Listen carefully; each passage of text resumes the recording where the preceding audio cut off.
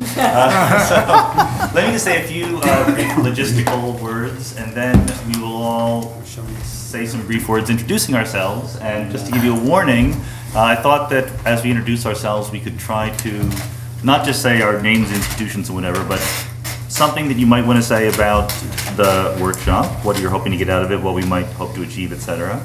And also, if possible, to try to say at least one thing you would be willing to change your mind about over the course of the next 3 days. I know that that's the biggest challenge for academics.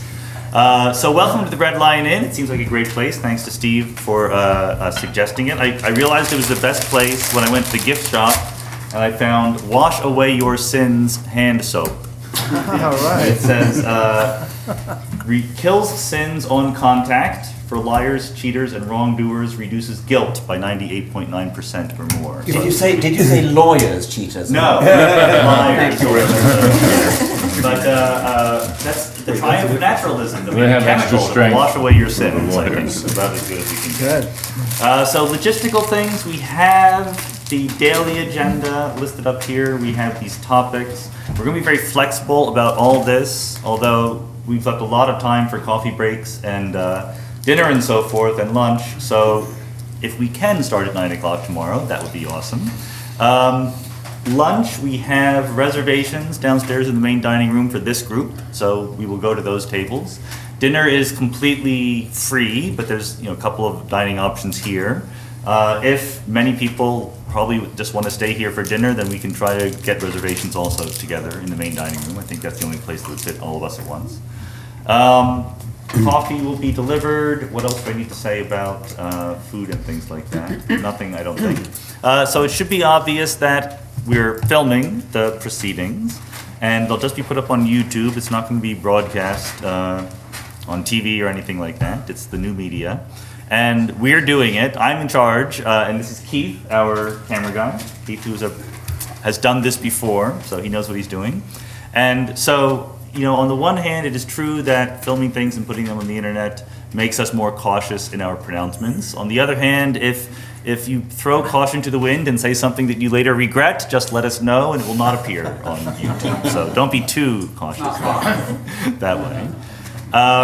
And we think that the technology set up here is ideal. So there are power strips on both sides if you want to power your computer. For the filming and so forth, it should be in the background and you don't even notice. And likewise, these microphones you don't need to speak into. They just pick up the sound of the room. So almost all of our conversation, I think, will just be us here around the table talking to each other. If you want to use slides, if you want to use the flipboard, they're completely available. And, we don't discourage that, but I think that it's fine just to talk like this for most of the time. Some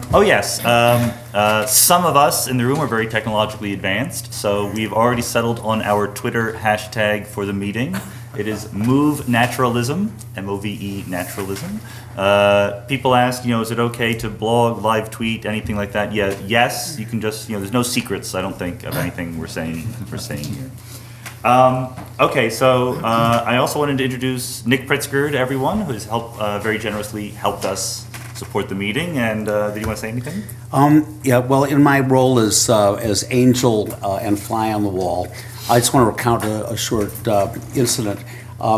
About 15 years ago, I was with Andre Linda, one of my idols, and I asked Andre if I were willing to drop my career as lawyer and hotelier and tech investor and devote myself entirely to studying cosmology, would I be able to understand his articles?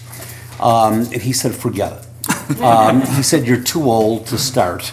You're doing way better just to be a generalist and look at things on a very superficial basis, and it makes a lot of sense. And then he asked me about the Hindu cycle of life and death.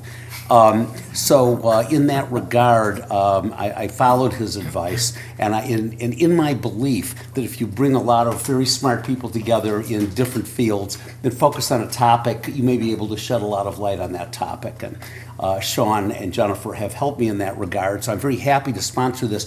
And in terms of what I'm willing to change my mind about, I may be wrong that bringing a lot of smart people together will result. So I'm willing to change my mind on that. That's up to you. Richard? Well, actually, let me go first. Okay, just sorry, to John. those were the logistical details. And so, in the spirit of being maximally disorganized and willing to spontaneously assemble, let's start introducing ourselves, and we can ask questions based on what each other is saying. And if this ends up being the whole first day session, that's fine. The first day is a fairly loose topic where in the morning we're talking about what is real and what reality is made of, and in the afternoon we're talking about emergence and complexity and evolution and things like that. So they blend into each other. It's not very structured. So I'm Sean Carroll. I'm a physicist by training, or actually I'm an astronomer by training. All of my degrees are in astronomy, and I've never been employed as an astronomer. But I've been interested also in philosophy since I started. Philosophy minor as an undergraduate, sat in on courses with John Rawls and Robert Nozick as a graduate student. But I was told correctly that, as a graduate student, you're supposed to not think about anything other than what you are studying. But I've maintained interest in these things. I've written a couple of papers about the relationship between science and religion, saying that being a good scientist leads you to not be religious. And I did, as a young assistant professor, a book publisher walked into my office. He was sort of tapping on doors at the physics department at the University of Chicago saying, does anyone want to write a popular book? And I said, well, I don't have any plans, but if I do write a popular book, I don't want it to be about physics. I want to write about atheism. And he was intrigued by that. He went back to his publisher and he came back and said, nobody would ever buy a book about atheism. So, so it turns out that was wrong, but I think that various people, including people in this room, have done a wonderful job making atheism, naturalism, an idea that the world is what we observe and that's all that is real, much more out there in the public discourse. As we were talking about on the car ride up, there's some feeling among many people that explaining why naturalism is right and how science leads us to that pulls the rug out from underneath you in terms of why we are here, what is the purpose and meaning of life and so forth, and all we have to offer them in return is a hard concrete floor. And I don't think that's true. I think we can do better, but so I'm very, very interested in sort of taking those positive next steps and explaining to people what it is like to live in a world governed by naturalism. And we don't all agree. We've had books come out. Sam Harris wrote a book that was very interesting, and he sends his regrets he couldn't be here. But he tried to make the case that we can base morality on science. And some of us disagree with that, but this is something we should at least have an informed set of perspectives about. And so I had the idea of having this little meeting. I was very, very pleased at the enthusiastic response that everyone received. So I'm very happy to have you all here. And if there's one thing I'm willing to change my mind about, tentatively, it's free will. So I know that free will is one of the contentious topics we can talk about. I am a compatibilist. I think that there's no problem talking about free will, even though we're all made of atoms obeying the laws of physics. But my belief in that is based on the idea that talking about human beings as rational choice-making agents is the best theory we have of talking about human beings at the level of human beings. So if someone convinces me we have a better theory of human beings in which they are not making rational choices, then I'm certainly willing to change my mind. Nick, do you want to say anything else? Yeah. If there's no such thing as a free lunch, maybe the problem is not whether there's will, but whether it's free. Richard? Mm-hmm. I'm Richard Dawkins. I read zoology at Oxford. My interest was rather more philosophical than natural history. I always was interested in the deep questions of existence, why are we here, what's it all about, what is life, where does it come from, and so on. Most of my, I think all but one of my books has been about evolution, probably for that reason. My final job was Charles Simone Professor of the Public Understanding of Science, and so I have an interest in science education, and I have an obvious interest in naturalism, atheism. If you ask me what would make me change my mind, I would like to be able to say that it would be possible to change my mind about naturalism itself. The problem is, I have a hard time imagining what anything but naturalism would look like. And presumably the opposite of naturalism is supernaturalism. How could you even conceive of demonstrating supernaturalism?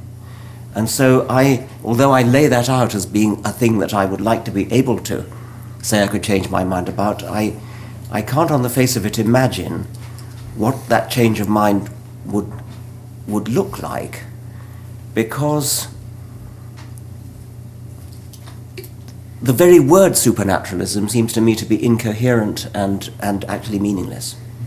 If you end up changing your mind about that on the basis of this meeting, you have failed dramatically. Well, yes, I realize that. And why exactly would you like to change your Oh, only because broad-minded, open-minded scientists are supposed to be ready and willing to change their minds if new evidence comes in. What I'm saying is that I cannot imagine what evidence for supernaturalism could possibly look like.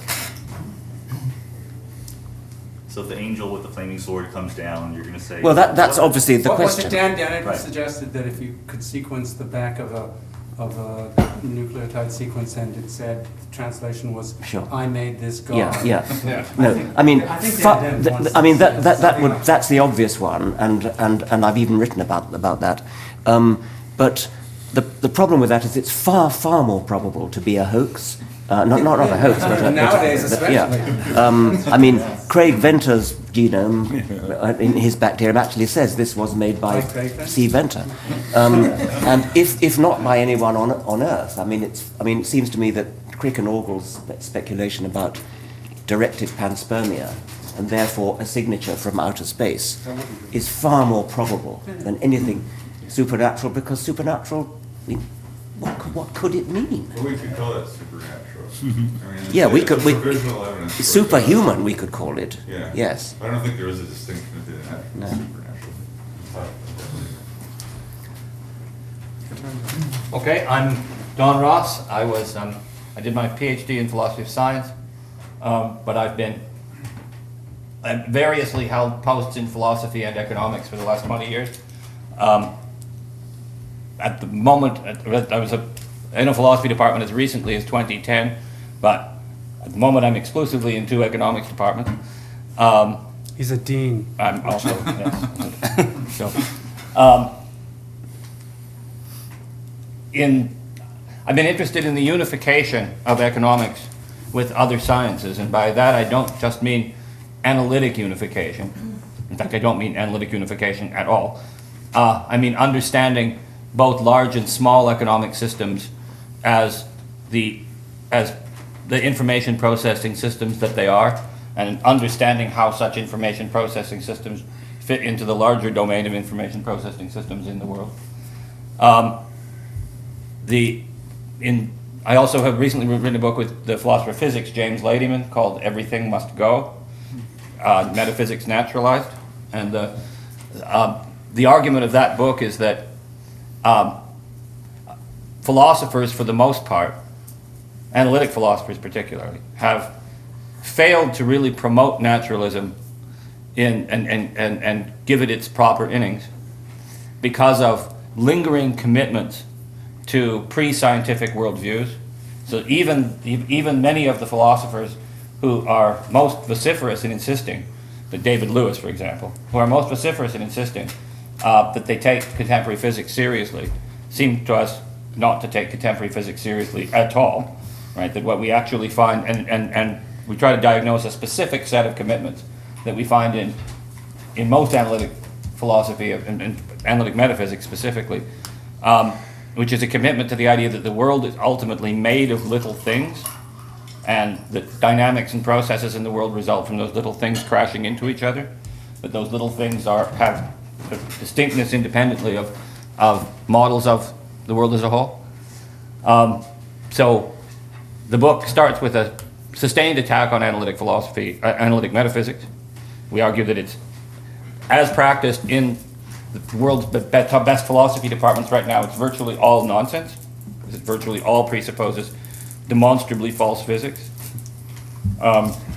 We then have a couple of chapters on quantum field theory, trying to show how the quantum field theory is in fact inconsistent with the presuppositions of most analytic metaphysics.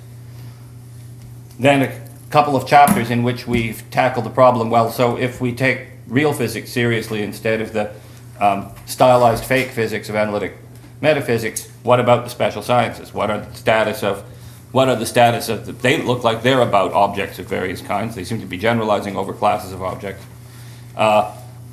In the earlier chapters, we've rejected reductionist accounts of those objects, but at the same time, naturalism, we also argue against so-called disunity theories. So we argue the world, it is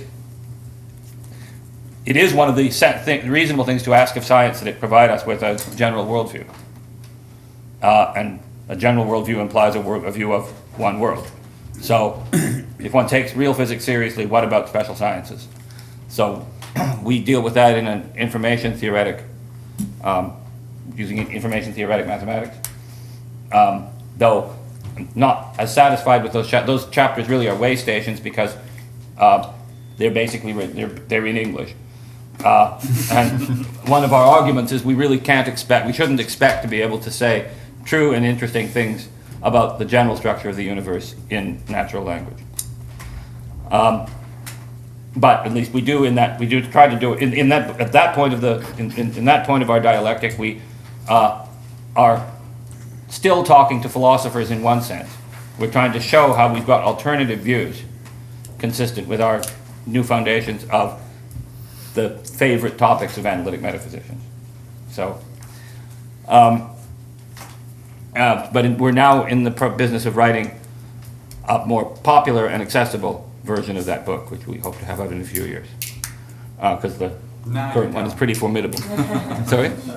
Now you tell me.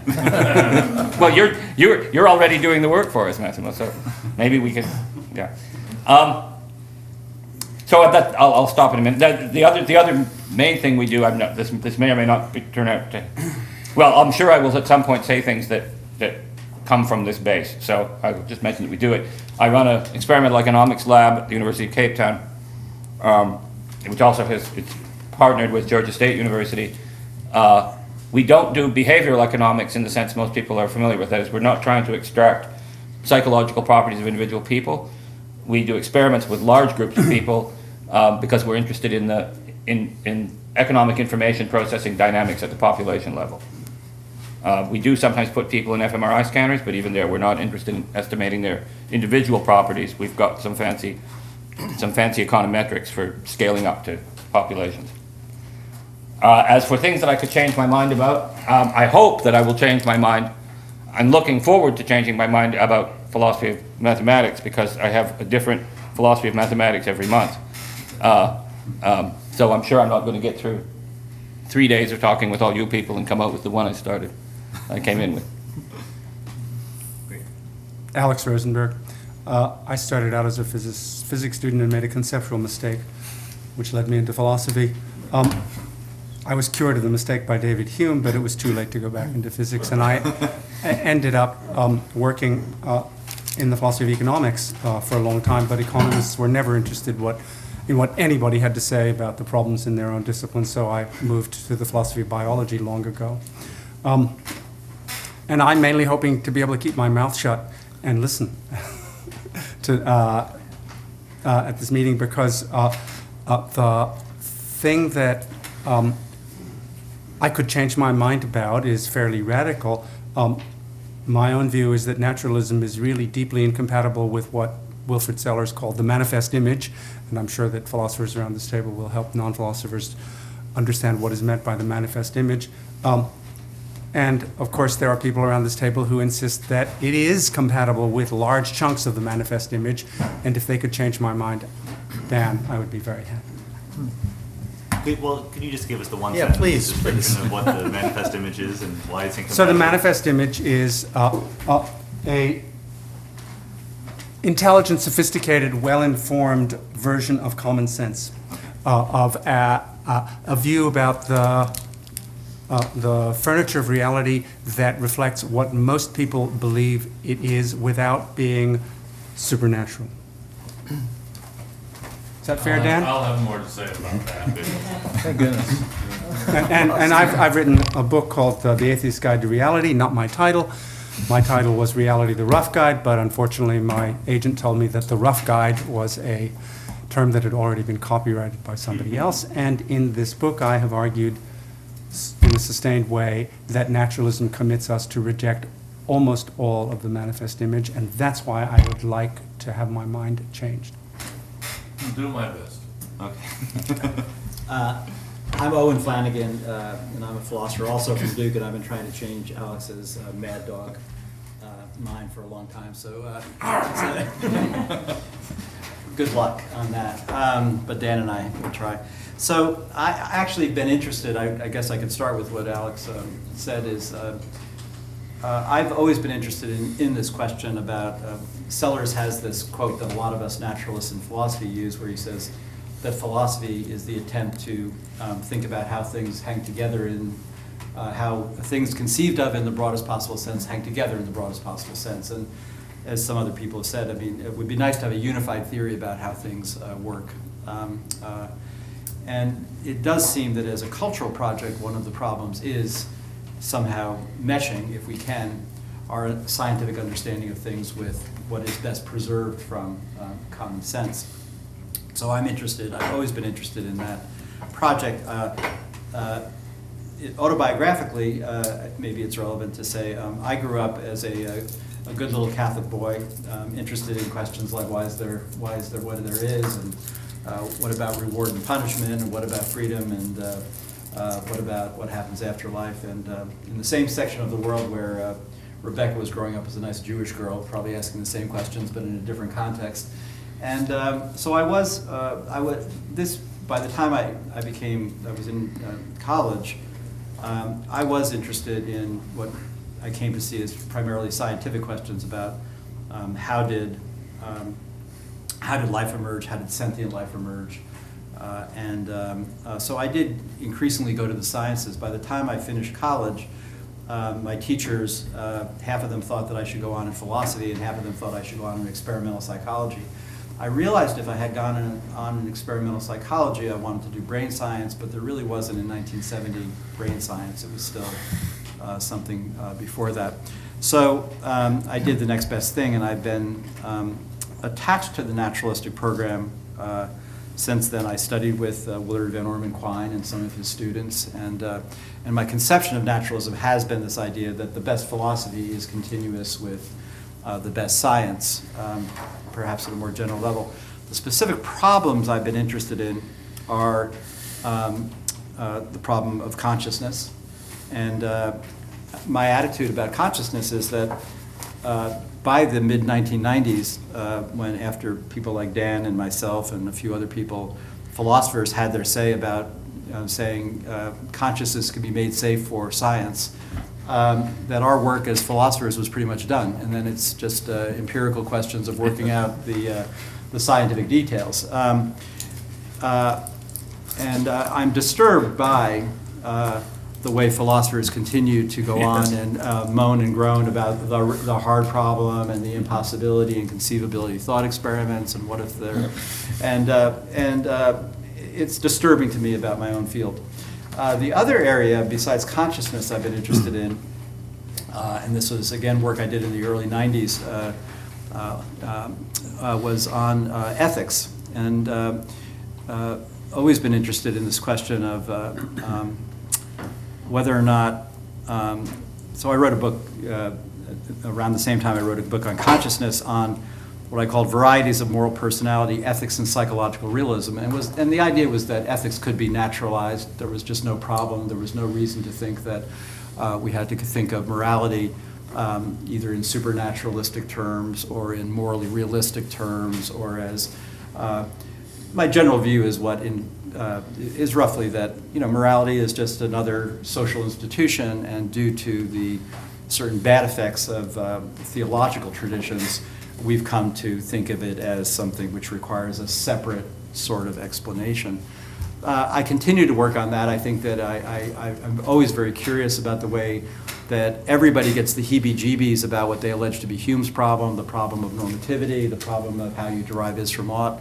The answer is you don't derive is from ought, because that would be a fallacy, but you can make inferences the best explanation about what you ought to do, or what is reasonable to do, or what will make life go best, or what enhances well-being, and there are often competing goods about this. These two interests in naturalizing mind and naturalizing morality have led me in some recent work, and this is back to the little boy that I once was, to what I call the really hard problems. And I think these are really hard problems for naturalists, what I call mind, morals, and the meaning of life. And by that I just mean making, this is partly a cultural project of taking seriously the fact that most of our compatriots on Earth are not, or at least in America, we'll start with just America, have trouble seeing how life could make sense or be meaningful if the world is as most of the people around the table think. And I try in some of my most recent work to give a kind of an upbeat explanation of how it's possible to find meaning in a fully material world. One other interest I have, and then I'll close with what I could change my mind about, is I'm actually very interested in the way other traditions conceive of the world, the natural world, the place of science in it, and whether they have the same problems as us. So for example, I've been working for a long time recently, for a long time sort of secretly and then lately more publicly in classical Chinese and classical Indian philosophy. And I'll be interested in the discussions of free will here because I am one of those people who think that it's a black hole in philosophy and that other cultures happily avoid discussing it. It just doesn't come up. And I'm thinking here of Hindu and Buddhist traditions, classical Chinese philosophy. It just doesn't come up. And some people are trying to say, here's what Buddhists would think if they talked about free will, and I'm saying, shut up, don't even talk about it. They're better off for not even bringing it up. I have some things to say about that. And finally, what I would change my mind about. So there's a literature in psychology that maybe people in this room know about. I know Dan certainly knows about it, and I'm sure Rebecca does too. It's a literature on what's called positive illusions. And the positive illusion literature basically says something like this, that the findings are things like this, that you give a public health lecture at the beginning of the Stanford undergraduates arrive, and you say, you women in the room, the chances of getting breast cancer in your life are 1 in 8. So here are some things you can do for breast health. And men, it's 1 in 8 for prostate cancer, and here are some things you should do for prostate. And then you ask the students afterwards, what is the probability of you having the bad thing happen to you? And always in the population, they get back much lower rates of believing that this thing will happen to them than they should get back. Obviously, some people will know they're at greater or lesser risk, but in a population, you should get back the base rate, which you just reported to these smart people. And the findings are that you never get back the base rate. You get back lower, and then when they pull out the subgroups, this is the allegation, that when you pull out these different groups, the only group that are what they call realists about things are people who are moderately depressed. The people who are very depressed, of course, think they already have the disease that you just mentioned. But I think this is interesting. Now, Dan has given an explanation of trying to argue that these kind of positive illusions are adaptive. I think that's preposterous, but it's really a hope I have more than anything else. I'd like to think that maybe these things are hopes instead of beliefs, in which case they'd be less rational. It's kind of like, I'm not answering the question, do I believe that I won't get that? I'm saying, I hope I don't get that. So, but I've been working on this for a long time, and I can't get out of the way. And the reason they're relevant to a group like this, and this is what I could change my mind about. Stephen Weinberg, many years ago, when I read one of his wonderful articles, I think Stephen said something like, it's obvious that religion has done more harm than good. And that's the view I tend to have. And I tend to have the view that believing false things does always more harm than good. But I worry about my belief there. I worry about that belief. So I guess the thing to say is what I could change my mind about, I get stuck in that middle easily. Some days I think false beliefs are always the enemy. And then when I speak in front of psychologists, they say, you philosophers are weird. And maybe you scientists are weird too. You care about the truth. Most people don't care about the truth, and it's actually even bad for them. So I think that this is a topic where I could go either way on, and I'd love to sit here and get your wisdom on. So, do you know what the students would say if they were asked, why do you think you'll have a 2% chance even though we told you it's 1 in 8? You know, there's a lot of, I've read a lot of this literature over time, maybe Dan can speak to that.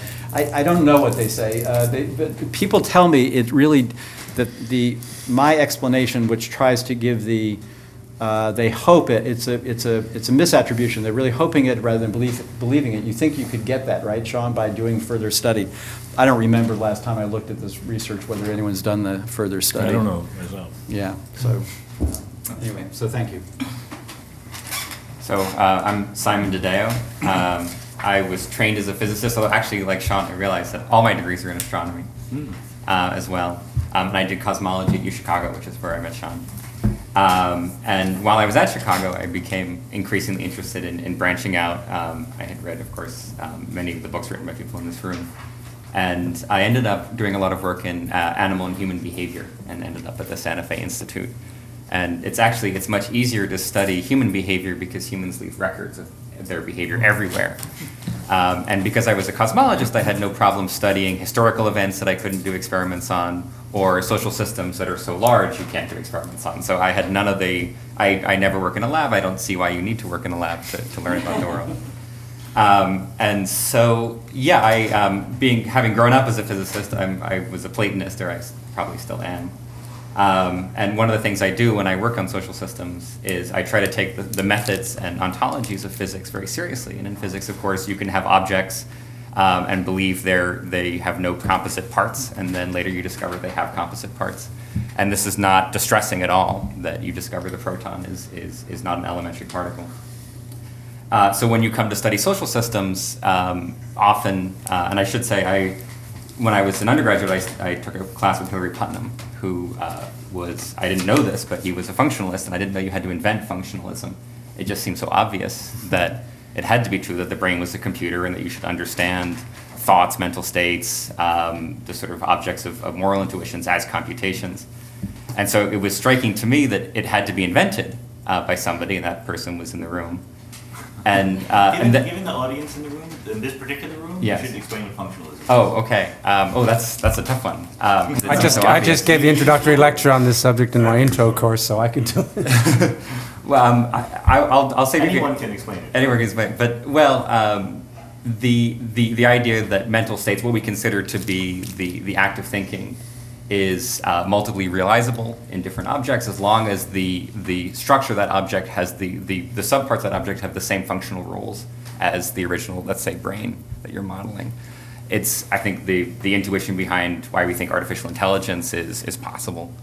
So thought is the same thing whether it happens in a brain or in a computer. Exactly. So there's all sorts of, I take your neurons, I slowly replace them by small silicon chips that do the same thing. I make it Bluetooth, I take a little box, that's your brain.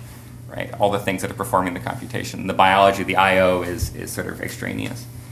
What was striking, But maybe it matters how they're embedded in the world, right? So it's just mere structural isomorphism is probably not enough. So this was actually it. So the fact A that it had to be invented, and the fact B that he was now talking about the twin Earth thought experiment, which we can talk about as well. But the idea that actually this might not be true, that thinking just ain't in the head, was his phrase. Does it imply we should be nice to computers? Well, so this is an excellent question. So this will maybe get to what seems to me to be the strange fact about naturalism. I think if you are a naturalist, you take a essentially functional position. If I download you into your computer, I have to treat that computer with respect. I can't delete you. But when I came to study social systems, Some people to delete. I would archive all of you. But no, so one of the things that's striking is, okay, fine, if the brain is a computation, I can find lots of computations in social systems. And I think, first of all, this is the solution to some of Putnam's objections to pure internal functionalism. But when I study a social system, I sort of reverse engineer it. I try and find the underlying computation. Sometimes those computations involve multiple brains at the same time. And that to me seems very strange. So there's a computation that floats around that's not attached to any particular person. What's it like to be that computation? And I don't have a good answer for that. Why does it have to be like anything to be that complicated? Well, I know what it's like to be me. I feel, although it's funny, we talk about the Buddhist intuitions. One of my students, I was trying to explain what I was going to say to you guys to her.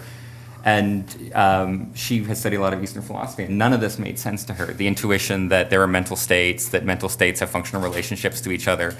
And so I had a conversation with somebody who claimed not to have mental states, which is the opposite of the zombie intuition, where everyone's trying to convince you they do have mental states and, you know, experiences of what it is like to be somebody.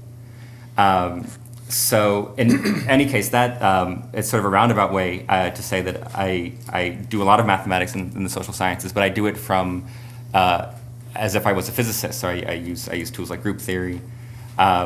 If you go into the social sciences from what you might call the hard sciences, everyone expects you to be very good at predicting things, because that's the gold standard. If you can predict how an organism is going to behave, then they think you know what it means. And I tend to focus much more on explanation. So that's one of the sort of distinctions that I make whenever I have to explain what I do in a pedagogical system. So in any case, yeah, I suppose if I was willing to give something up, or what I might be willing to change my mind on, you know, if you have courage, you should be willing to change your mind on something that you couldn't imagine changing your mind on. And so the idea that you can have a scientific theory of mentality, of thought, of consciousness that didn't simply reduce to a story about computation, about the functional relationships between different parts of your brain, if that were possible, if it were possible not to believe that and yet not to believe in mysterious mind mist that penetrates and has special relationships to neurons or to some biochemical phenomenon, if it were possible to believe that without being supernatural, I would love to. And then it would solve a lot of my problems about, for example, joint computations and what is it like to be a conversation. So, yeah. Right. I'm Terry Deacon. I began in colleges in physics, like many here. Probably gave it up quicker than most. Became very interested at the time in the excitement about cybernetic theory, which was going on in the late 70s. Information theory. In fact, my first book was a 900-page co-authored book on the Apple II computer and its design. Absurd sort of sidetrack I took it early on, before I got my degree. But in the late 70s, I picked up, by virtue of some crazy guy in a bookstore, he says, you have to read, because I was reading all this, you know, cybernetics and brains and computers and stuff. He said, you have to read this philosopher Charles Peirce. Well, I thought he was crazy, because I didn't think philosophy was worth my time. And eventually, just to please this crazy guy in the bookstore, I picked up a copy of it and started reading it, and I got so disturbed that I basically dropped out of school for a year, spent my little bit of money to buy the volumes that were then available, you know, these totally out of order volumes of his work, and struggled through it trying to make sense of it. Got my undergraduate degree writing a thesis about this, and then said, okay, I'm going to go where the papers are. Charles Peirce's papers are buried in the library, the Houghton Library at Harvard. And I got in, remarkably. They liked the paper I wrote, I guess. And I was going to go on and do this philosophy stuff, but this is when Hillary was there, Coyne. I went to work with a guy named Israel Scheffler. Nobody was interested in it. It was the most disappointing experience I had had. Now, it turns out that Peirce has become a big topic since then. But at the time, nobody was interested.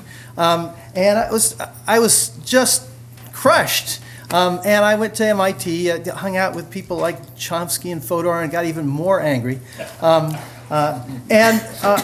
met a guy there who was close to retirement, a neuroscientist who had discovered some of the first tracer techniques for looking at connections in the nervous system. Now, I had been studying nervous system, you know, papers and books as a side issue when I was younger, and he sort of took me on, and sweet old guy his name was Valinauta, and we began to I began to get more and more involved in the neurosciences, and eventually sort of jumped ship into a new program in biological anthropology. But my real interest was to do neuroscience in an evolutionary way, use this new tool to do sort of evolutionary neuroscience by comparing the circuitry in different brains. And I began my career in that direction, sort of leaning to this other dark side.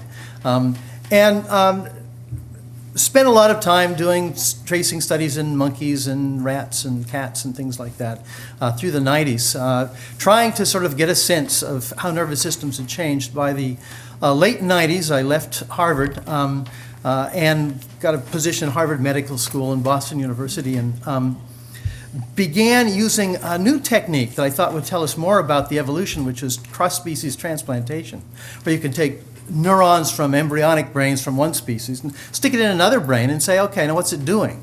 And one of the nice things about that is that the proteins are all different. They're effectively the same, but they're different enough so you can use an antibody to look at them. And so we were able to watch, in effect, literally watch axons find their targets in different brains. And so most of the work that I did was using pig fetuses into rats and monkeys, and eventually it turns out in humans. And it was wonderful. We could watch this connections being made, and if you want to study the quote computation of the brain, you need to know what's connected to what. And so it seemed to me. Put pig neurons into human brains? Yes. I didn't do it. I was not allowed, of course. But we had developed this technique that we had shown worked in rats and monkeys, and we had shown that in the rats, it actually, we gave them Parkinson's disease, basically. This is from the frozen addicts story. We learned that there was a drug that you could give to rats or monkeys, and they would become Parkinsonian. And then the question was, could we cure it? Could we stick neurons in these brains? And in fact, yes, we could. It was remarkable. And so eventually, the company Genzyme bought the patent, so to speak. We got nothing except we got to do our experiments, the usual thing. I think they sold it for huge amounts of money. And they actually transplanted 12 individuals as, quote, safety trials. The sad news is that by the time they were doing this, I knew that all the grafts were going to be rejected. But I had signed a non-disclosure agreement and all this stuff, and it went ahead.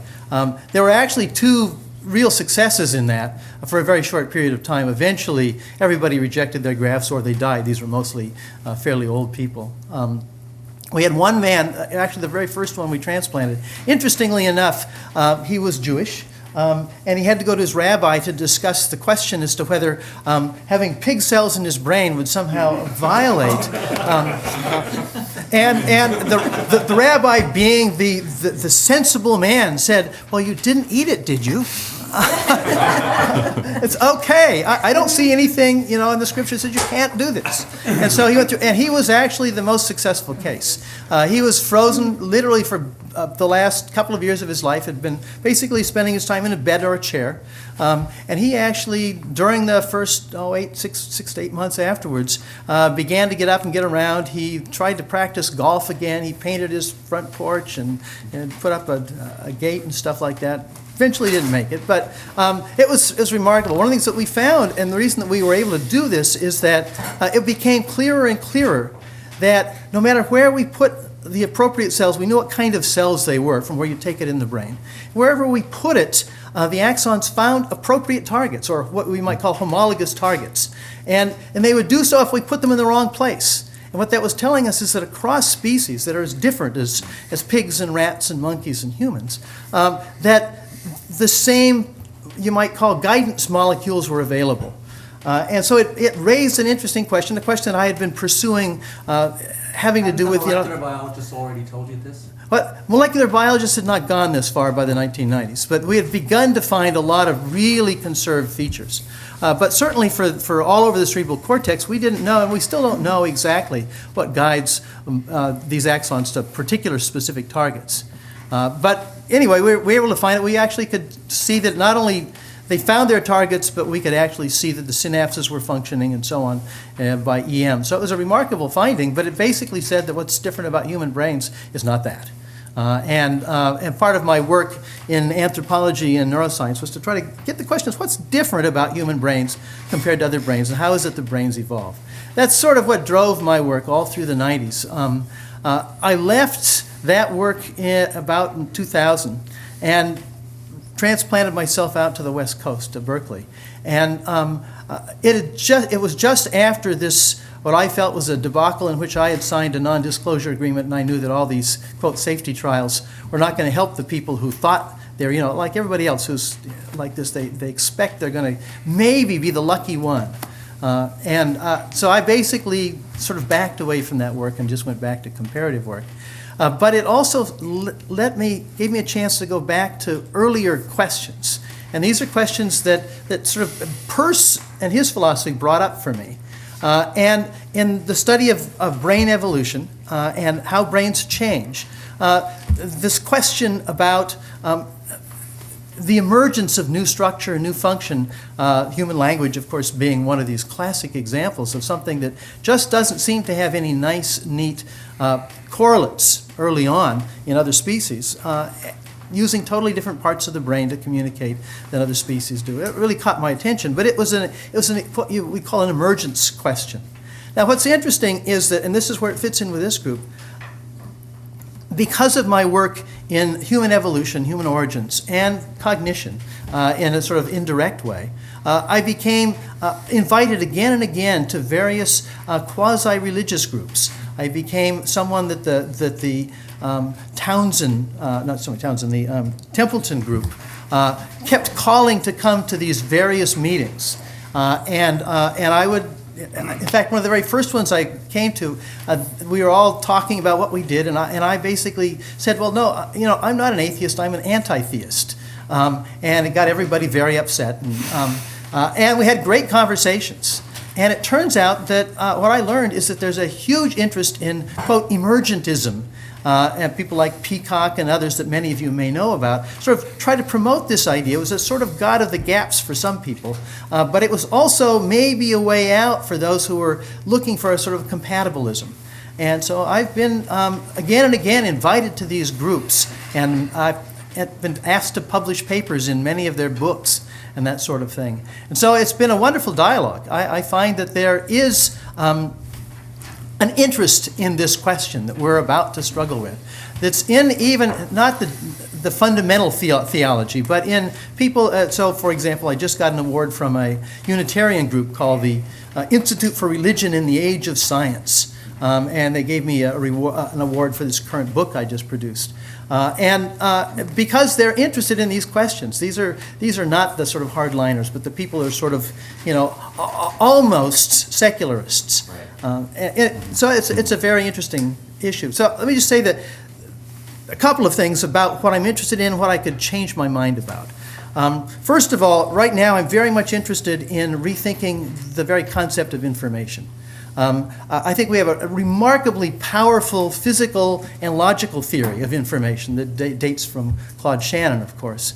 But of course it has nothing to say about reference, has nothing to say about anything normative.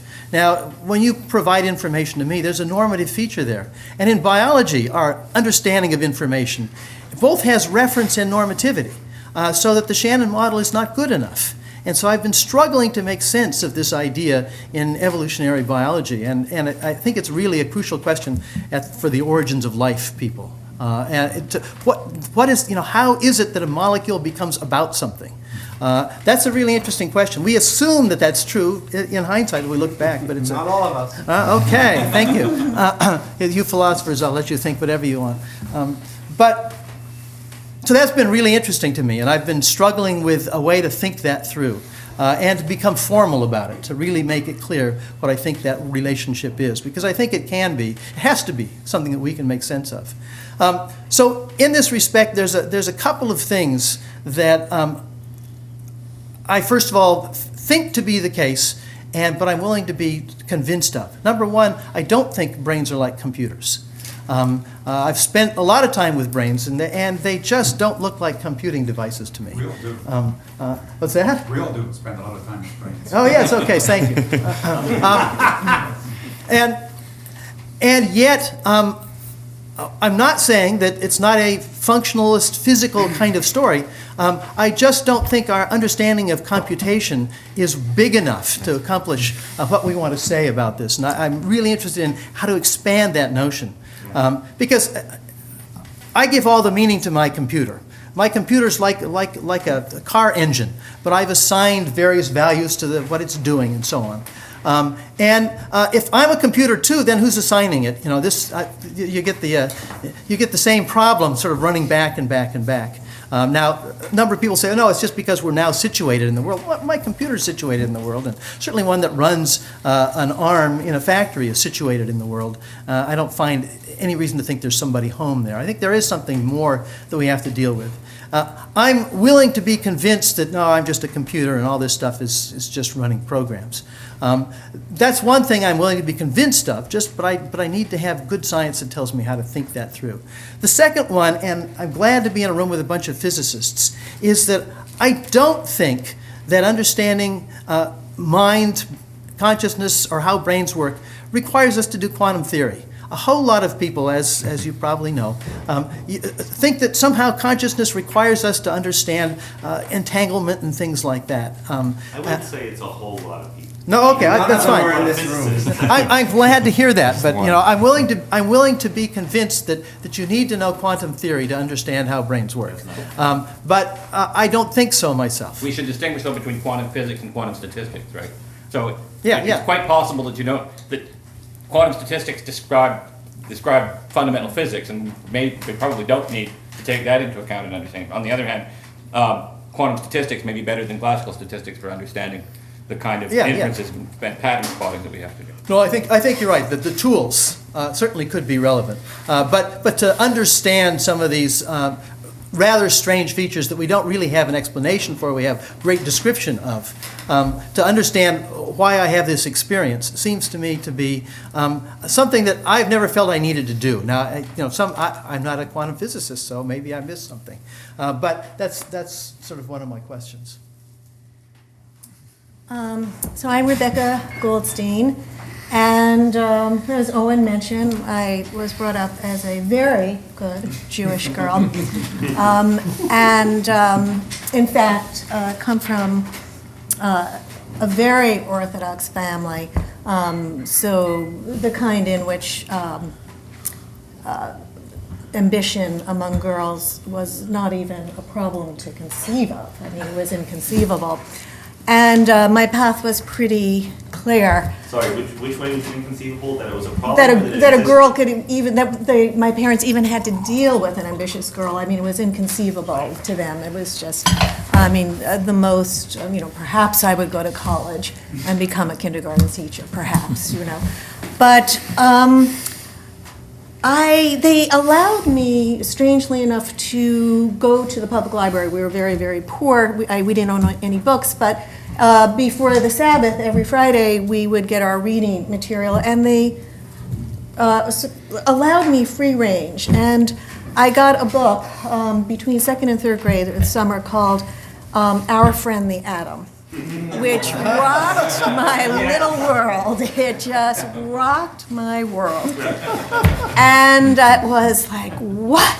The world out there is nothing the way it seems to be. There are no colors, there are no, it's all, and there are these heroes. They're called scientists, they're called physicists, and somehow they're able to get out there and they're able to describe the way the world really is. And my greatest hope was that I would someday meet a scientist and be able to talk to them and ask them how they did this, how they could possibly get outside their own minds and discover the real nature of reality. Then I was just reading as much as I could about these things and hoping that I would meet a scientist. The next thing I read that rocked my little world was probably about 12 years old. My parents still hadn't caught on to the fact that the library was the most dangerous place in the world. That was Bertrand Russell's Why I Am Not a Christian. Oh. And it's so good, it works on Jews. I mean, it's such a wonderful... That's fine. Exactly. So, and for those who say that people in this room and beyond who write atheist books are just, preaching to the choir that it doesn't make a difference, false, false, false, especially for young people who are asking these questions. That article, it completely changed my mind, and I was going to get to college one way or the other. When I did get to college, it was, again, philosophy was not something to major in. It was known in my world as very, very dangerous and subversive. And besides, I wanted to be, not just to meet a scientist, but then at that point to be a scientist and to be a physicist. And I started out with that intention. And it was quantum mechanics. It was quantum mechanics that did it. I kept going to my professor and asking him, what does it mean? What is it saying about our world? And he was of the school of just shut up and calculate. And then he finally said to me, I was at Columbia, why don't you go talk to one of the philosophers? They asked this sort of question. So I went and I spoke to Sidney Morgenbesser. And we had about an 8-hour conversation. We went out to dinner. We spoke late into the night. And at the end, he convinced me that I should go into philosophy of science. And I live to forgive him for that. And then I went on. I went to Princeton. And I wanted to do foundations of quantum mechanics. That was the thing that had gotten me interested in philosophy. When I got to Princeton at that time, there really was nobody to work with on that. The person in philosophy of science was Carroll Peter Hempel, wonderful man, but he was not willing to work on foundations of quantum mechanics. And I was floundering. And then I read Tom Nagel. Tom Nagel was there. And I read Tom Nagel's What Is It Like to Be a Bat? And this was a problem that had really bothered me. How does, I was a confirmed materialist, but how was it that it feels like something to be this brain? Why does it feel like something? And here, and he was putting it into language that, I appreciated. I thought he was making the problem quite clear, and I did work with him. I now look back at it and I see that my move away from religion has come in stages, and that was yet another stage in the process. Anyway, I got the doctorate, became a philosopher. I don't know how I became a novelist, to tell you the truth. It still surprises me. I was always thinking metaphilosophically. Philosophy seems to me such a strange subject. I kind of wandered into it because of problems and trying to interpret physics. And what has so impressed me about philosophy and philosophical conversations are the intuitions that people bring to bear on philosophical core intuitions, deep down intuitions about free will or about the objectivity of moral judgments or certain things that they are unwilling to forego. And they'll change everything around them, but keep those core intuitions. And so that when you get down to it, you can make a lot of headway with people who share your intuitions and not so much with people who don't share your intuitions. And that aspect of it had the character aspect of it. The fact that, in philosophy, we're probably either dealing with proto-scientific questions. We haven't yet reached the science, and so we're just kind of floundering. Or maybe they're really not empirically resolvable.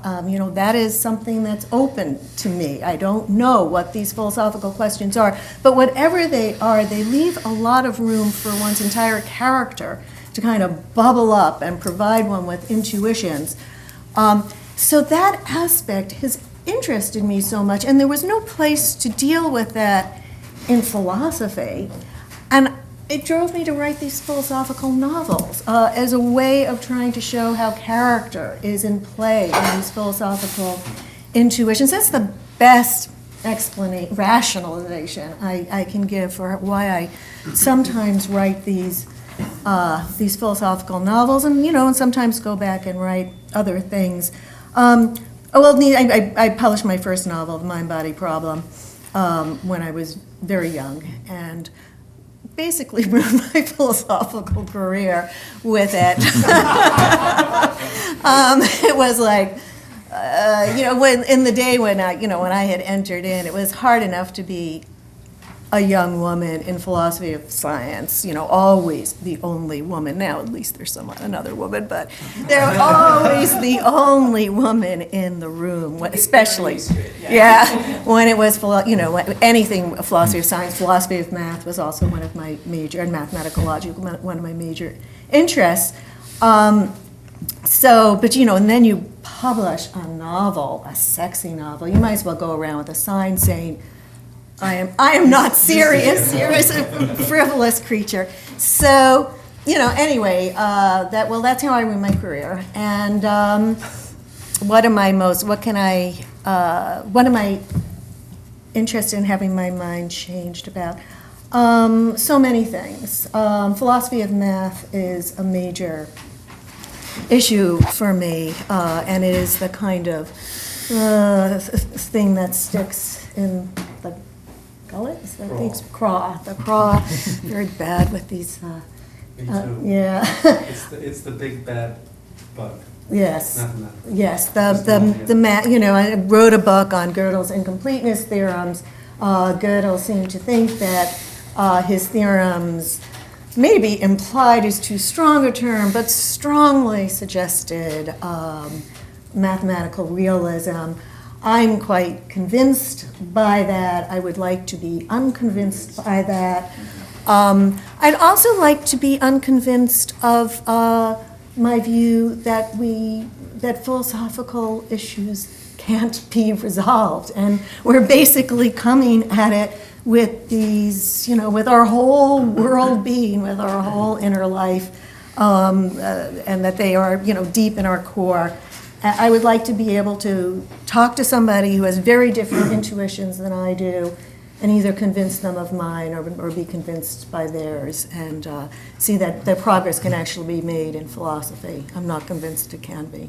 We could change your mind about that. Good. Yeah. So I guess the common thread is that none of us are very good at choosing what we should do for a living. Okay, I'm Dan Dennett, and I didn't have a scientific education. I came from a family going back some generations of people in the humanities, English teachers, historians. My father was a historian.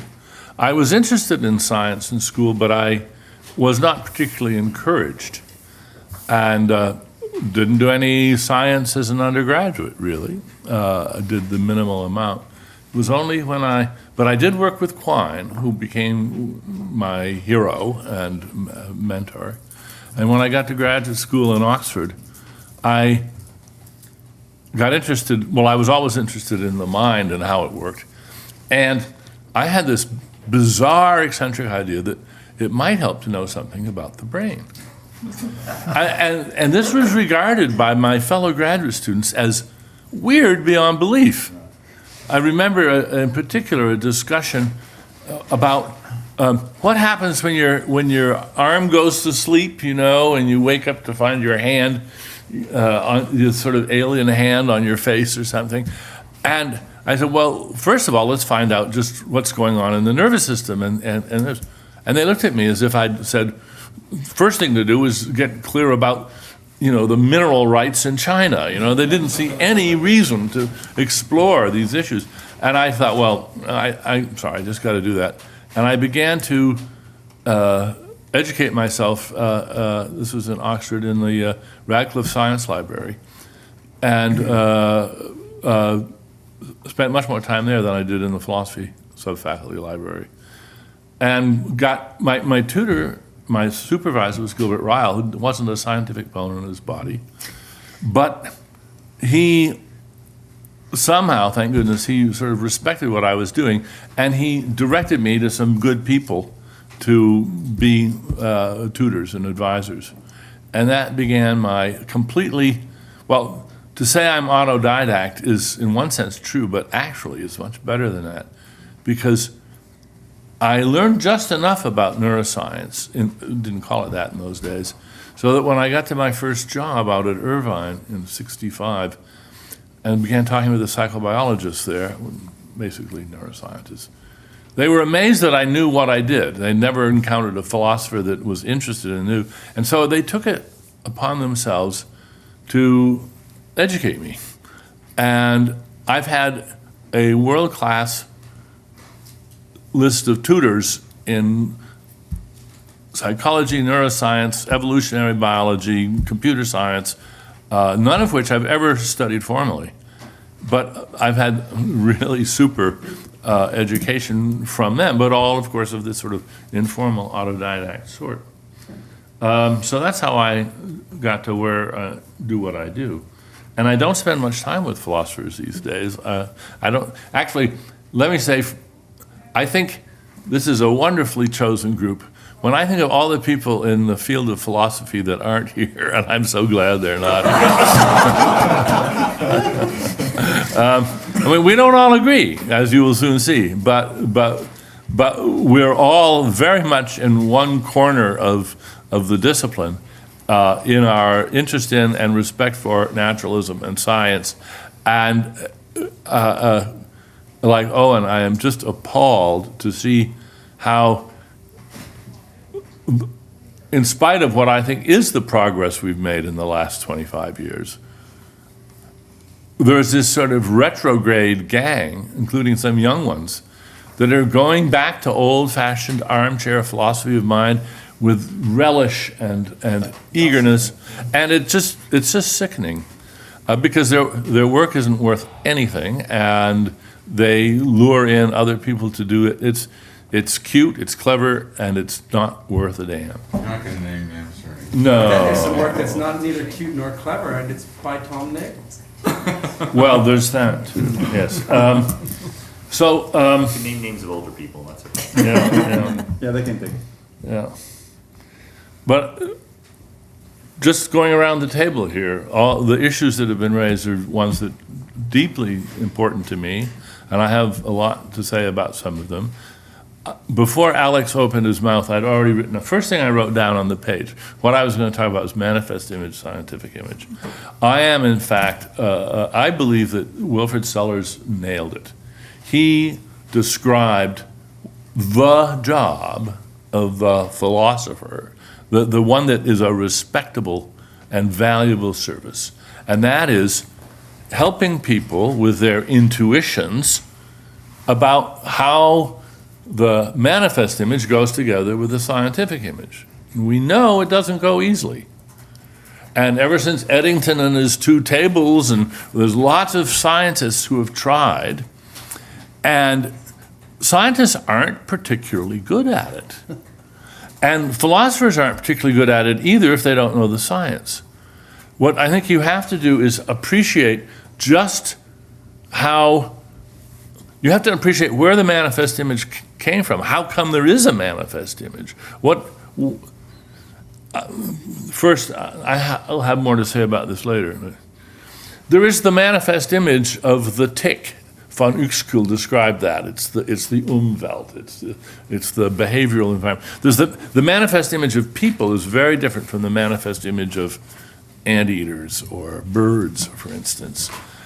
But it's as much a biological fact about people that the manifest image is. That's the world we live in. That's the world of colors and other people and rules and tables and chairs and sunsets and all the rest. The everyday common sense world.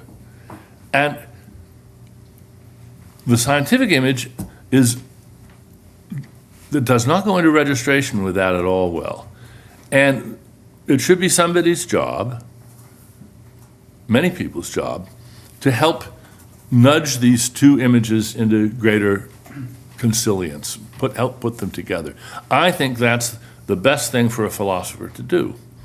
And that's what I take myself to be doing. Now, Alex thinks that the manifest image, scientific image, is not a valuable, he thinks it's not a defensible distinction. That will be a topic for a little later.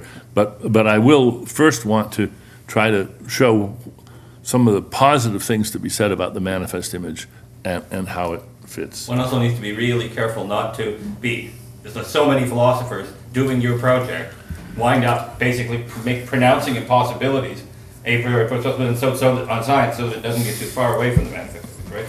Oh yeah. Oh,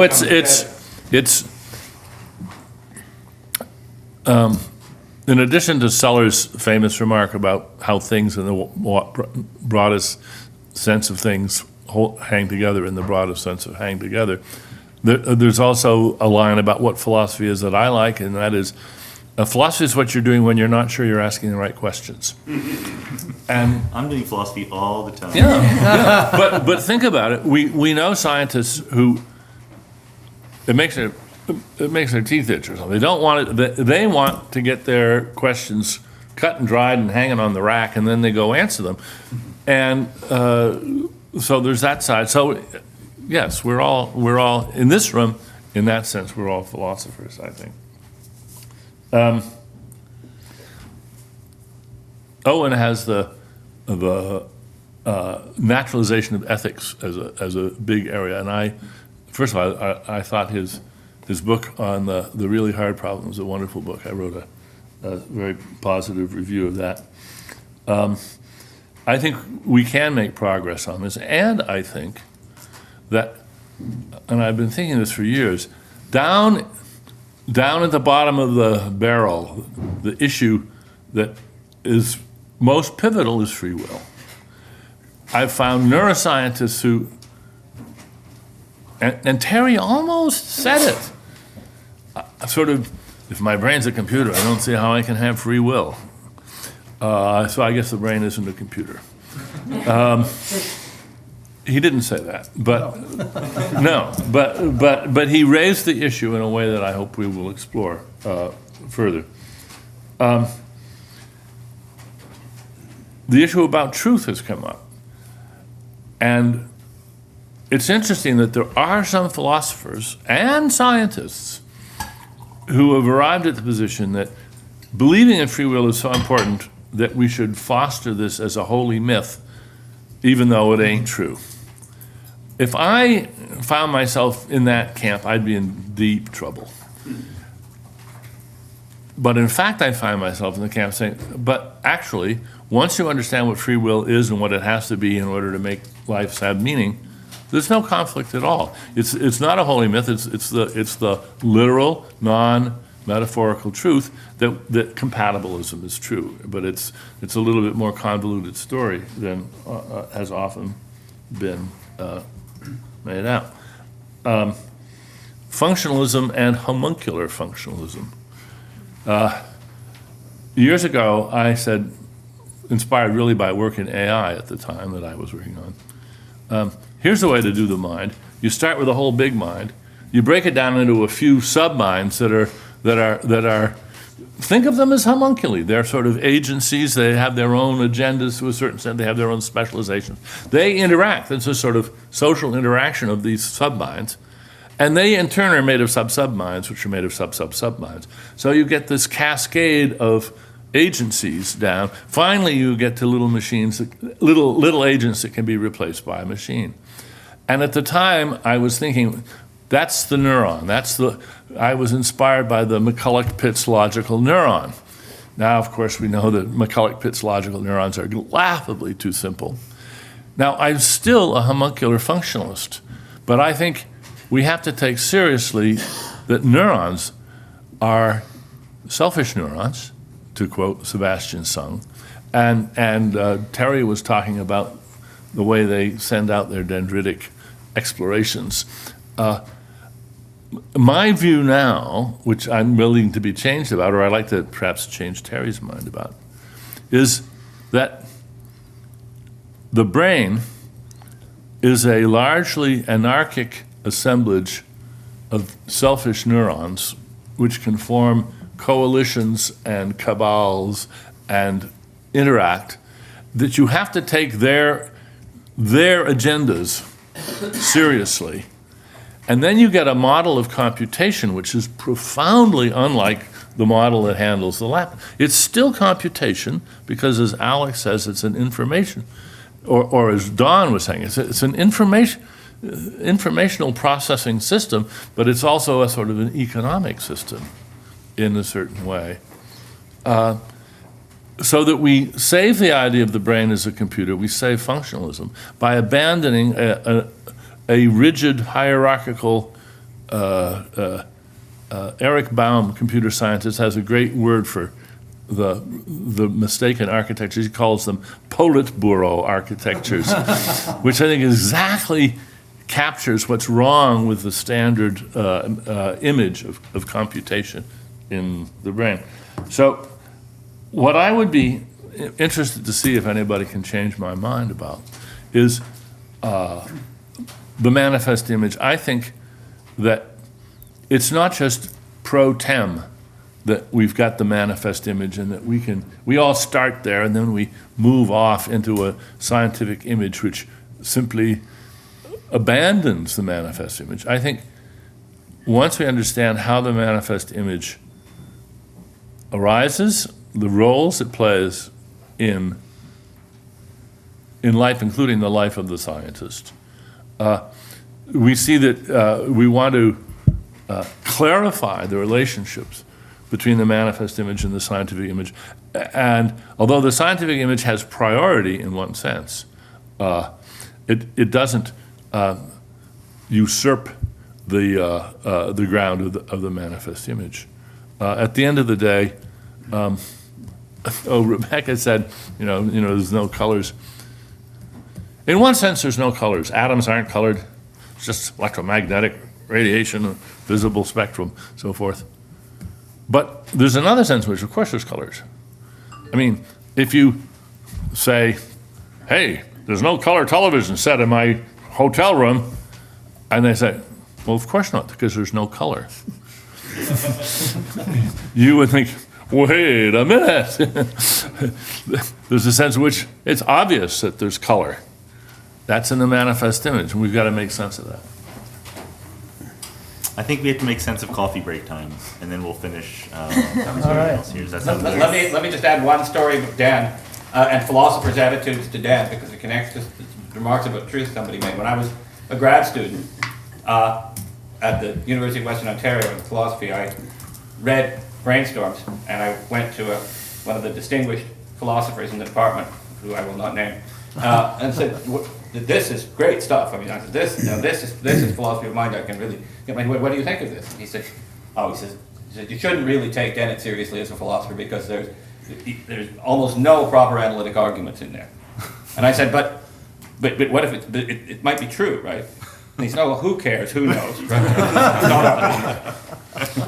This fetishization of truth is definitely something we need to overcome. I'm still a truth fetishist myself, so. All right, so in the interest of not running beyond the coffee break time, let's just break for coffee and then come back in 10 minutes, 15 minutes.